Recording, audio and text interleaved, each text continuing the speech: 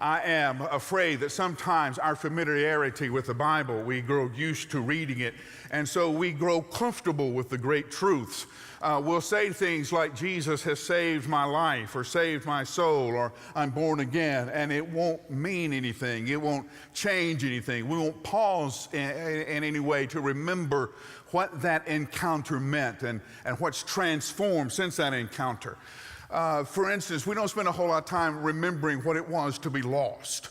I tell you all the time about, we forget that to be lost means you don't know how you got there, you don't know where you are, you don't know how to get back, and you call your friend that you were going to meet and you say, hey, I'm lost, and their first question is, where are you? Well, if I knew that, I wouldn't be lost. But that is something we forget, isn't it? That feeling of looking in the mirror and not knowing who you are. Or for the life of you, not knowing why you made such a stupid decision. Of looking around at the people you have hurt, by the things you have done, and knowing that what you have broken you cannot fix. What's lost can't be found again. And to know that for once in your life it is your fault. It's not your parents' fault. It's not society's fault. It's your fault. And all the king's men and all the king's horses can't put Humpty Dumpty back together again.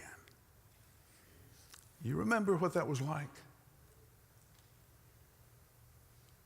Do you remember when somebody told you about what Jesus had done on the cross, about what it meant to be forgiven of your sins, and your first response was, hey, it can't be that easy? No, it's not easy. Don't hear me say it was easy. It's impossible. No way, no how can you and I figure out our own salvation or work out our own grace. We can't do that. It is a free gift given to you by Jesus Christ, paid in full by his sacrifice, given to you in the transformation of his resurrection.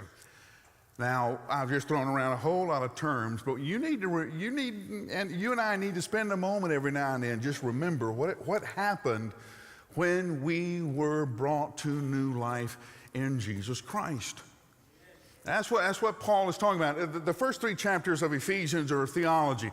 Verse 1 of chapter 4 is the transition verse, the hinge verse that tells us now I'm going from the theology to the application of that theology. And here's the things that I want you to know out of the things I have told you.